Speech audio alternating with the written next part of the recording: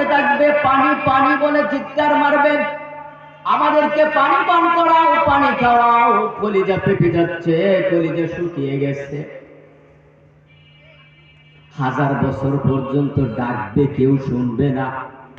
1000 বছর পরে জাহান্নামের প্রহরীরা বলবে, ডাকিস কেন? পানি খাওয়াও। অগণবিধি সেদিন তাদেরকে এমন পানি দেওয়া হবে, ফুটন্ত গরম ঝরনা থেকে।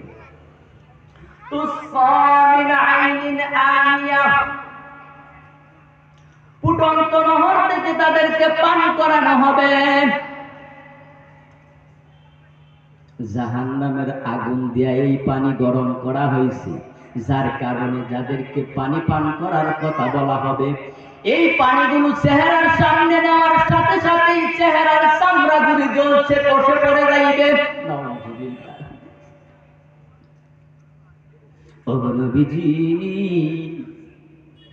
একদল মানুষ সেই কিয়ামতের ময়দানে ক্ষুধার যন্ত্রণায় কষ্টে চিৎকার মারতে থাকবে, খাবার দাও, খাবারের ব্যবস্থা করো, খাবার দাও, খাবার দাও। কেউ শুনবে না তাদের চিৎকার। 1000 বছর পরে জাহান্নামের প্রহরী বলবে, কাঁদিস কেন, চিৎকার করিস কেন, খাবার দাও, পেটে বড় খিদা। নবী গো, সেদিন তাদেরকে এমন খাবার দেওয়া হবে, লাইসা লাহুম তুআমুন ইল্লা মিন দরিহ। লাইসা লাহুম তুআমুন, তাদের জন্য কোনো খাবারের ব্যবস্থা থাকবে না, ইল্লা মিন দরিহ, দরি নামক খাবার তাদেরকে দেওয়া হবে। দরি কি? দরি হচ্ছে এমন একটা কাঁটাযুক্ত ঘাস, যেটা দুর্গন্ধের কারণে কোনো পশু পক্ষীও খায় না। এমন খাবার তাদেরকে দেওয়া হবে। এই খাবারগুলি তাদের সামনে দেওয়া হবে, সেটা খাওয়ার সাথে সাথে নারী বুড়ি চৌচির হয়ে পায়খানার রাস্তা দিয়ে বের হতে থাকবে। নাউযুবিল্লাহ। নবী গো, তাদেরকে এমন খাবার দেওয়া হবে, যেই খাবার খাওয়ার পরে তাদের ক্ষুধা নিবারণ হবে না, তাদের শরীরে এনার্জিও আসবে না, পুষ্টিও যোগাবে না। লা ইয়াসমিনু ওয়া লা ইউগনি মিন জু'। এমন খাবার তাদেরকে দেওয়া হবে, যেই খাবারের খায়া তাদের ক্ষুধা নিবারণ হবে না, খিদার বাইরে যাইবে, পুষ্টিও আসবে। বলেন তো, আমরা খাবার কেন খাই?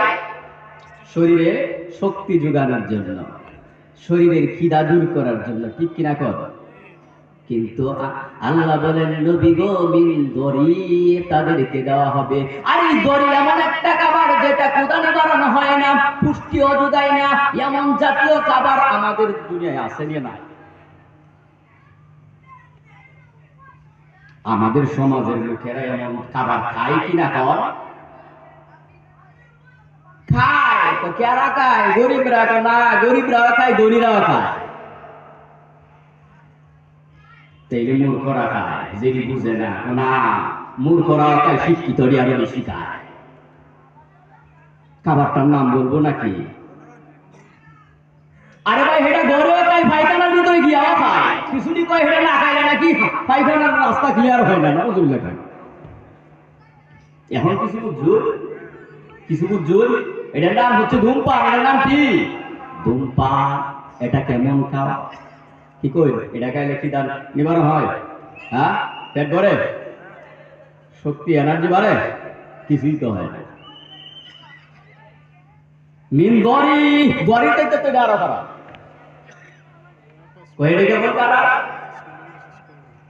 এর মধ্যে গায়ের মধ্যে লেখা আছে যে ধূমপান মৃত্যু ঘটায়। ধূমপান ক্যান্সারের কারণ, ঠিক কিনা কয়? এরপরেও এটা কাজ। যাই হোক, এরপরে আল্লাহ বলেন, ও নবীজি, সেদিন আরেক দল মানুষ থাকবে আপনার উম্মতের মধ্যে, যাদের চেহারা থাকবে প্রফুল্ল, আনন্দিত।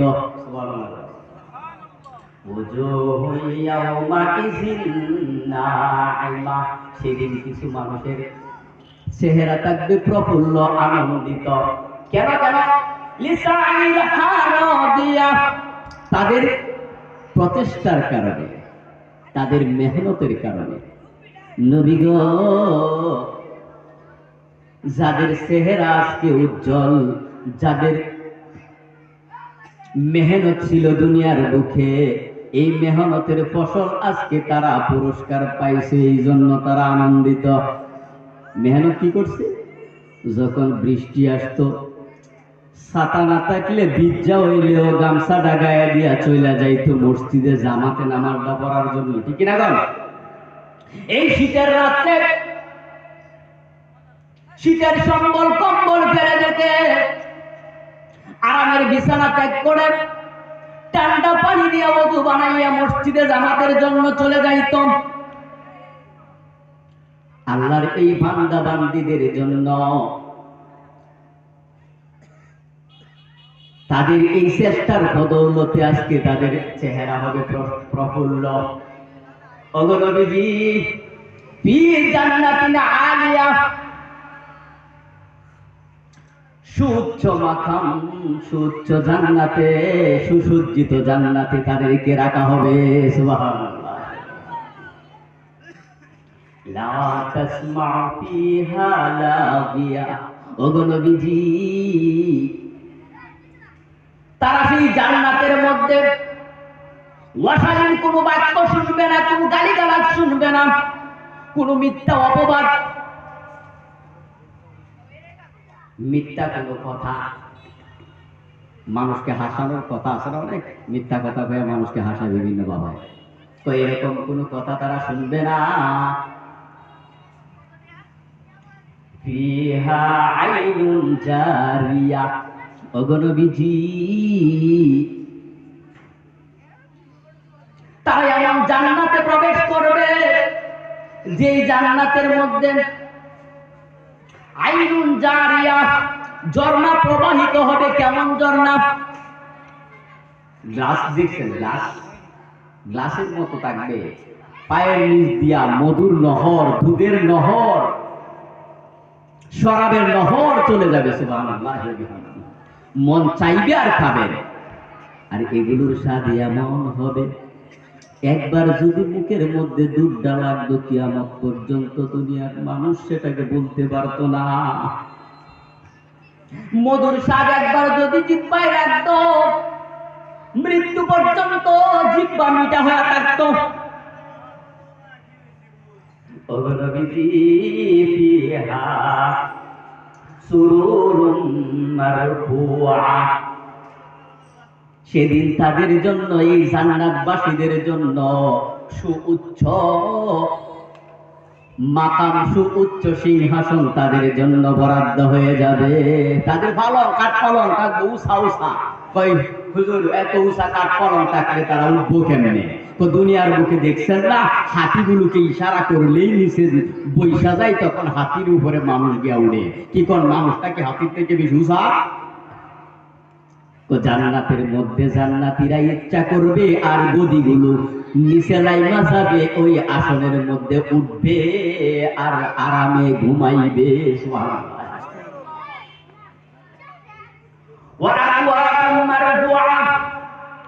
সুরক্ষিত প্রাণ পাত্র থাকবে, বুঝছেন না? গ্লাস থাকবে, পানি আছে ঠিক হই, কিন্তু গ্লাস যদি না থাকে তাহলে সমস্যা না। ঘরের মধ্যে পিল্লা আছে, পানি আছে, গ্লাস নাই, সমস্যা। আল্লাহ কয় পান পাত্র সাজানো থাকবে তাদের জন্য।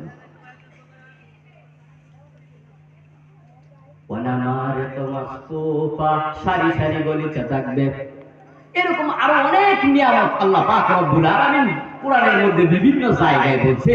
ও বায়াদস্তর বুজুর্গ, জান্নাতের মধ্যে এমন নিয়ামত যেগুলো চোখে কখনো দেখে নাই, ব্রেন মেধা কখনো কল্পনা করতে পারে না। এমন একটা আঙ্গুর দেওয়া হবে, যেই একটা আঙ্গুর যদি সিপেন তাইলে একটা বালতি ভরে যাবে। সুবহানাল্লাহ বলতেন না? একটা ফলের মধ্যে যখন কামড় দিবেন, একটা কামড় দিবেন স্বাদ একরকম, আরেকটা কামড় দিবেন অন্যরকম, ফল একটাই, কামড়ে কামড়ে স্বাদ দিবে। সুবহানাল্লাহ বলতেন না? এই আলোচনা করলে অনেক লম্বা। এই জান্নাতের মধ্যে আমরা সবাই যাইতে চাই কিনা? কম যদি যাইতে চাই, আর আল্লাহ যদি আমাদের সবাইকে এইভাবে যেভাবে বসছি জান্নাতের মধ্যে আমাদের পরস্পর সাক্ষাৎ হয়, ভালো লাগবে না খারাপ লাগবে? যদি ভালো লাগে তাহলে আমরা সবাই মিলা নামাজে জামাতের সাথে নামাজ পড়া দরকার কিনা? কম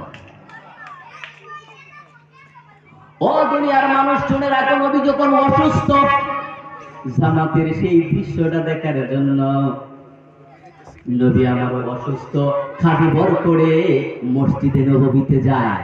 এতটুকু শক্তিও যখন নাই, তখন নবীজি আবু বকরকে অনুমতি দিয়া দিল, ও আবু বকর তুমি জামাতে নামাজ পড়াও। আর নবীজি ডাক দিয়া কয়, আয়েশা রে, ঘরের দরজাটা একটু খুলে দাও, আমি মসজিদে নববীর দিকে তাকাই, তাকায়া দেখি আমি এই জামাতের দৃশ্যটা দেখার জন্য, এই জামাতের দৃশ্যটা দেখার জন্য তায়েফের ময়দানে রক্ত জড়াইছি, এই জামাতের দৃশ্যটা দেখার জন্য উহুদের ময়দানে দন্দন শাহাদাত করেছি, এই জামাতের দৃশ্যটা দেখার জন্য আমার সাহাবায়ে কেরাম কত রক্ত জড়াইছে, কত সাহাবীগণ নিজের জীবন দিয়ে দিয়েছে। ওগো আয়েশা, এই দৃশ্যটা আমারে দেখার দাও। এই দৃশ্য কি আমরা কায়েম রাখতে যাই? আছে নাকি? ফজরের নামাজের মধ্যে ডান পাশে মুসল্লি থাকলে বাম পাশে মুসল্লি নাই, ঠিক কিনা? হ্যাঁ, অথচ এই জামাতের দৃশ্যটা নবীজি দেখার জন্য কত আক্ষেপ করতেন। অবায়দস্ত বুজুর্গ, নবী যখন অসুস্থ মুমূর্ষু অবস্থায় মালাকুল মাউত সালাম জানাই, নবী গো, আপনি যদি অনুমতি দেন আমি আপনার জান কবজ করতে চাই, আপনার মাওলার সাথে যদি আপনি আপনার বন্ধুর সাথে সাক্ষাৎ করতে চান, আর যদি আপনি দুনিয়াতে থাকতে চান, এটার অনুমতি আছে। নবীজি ডাক দিয়া বলে, ও আয়েশা,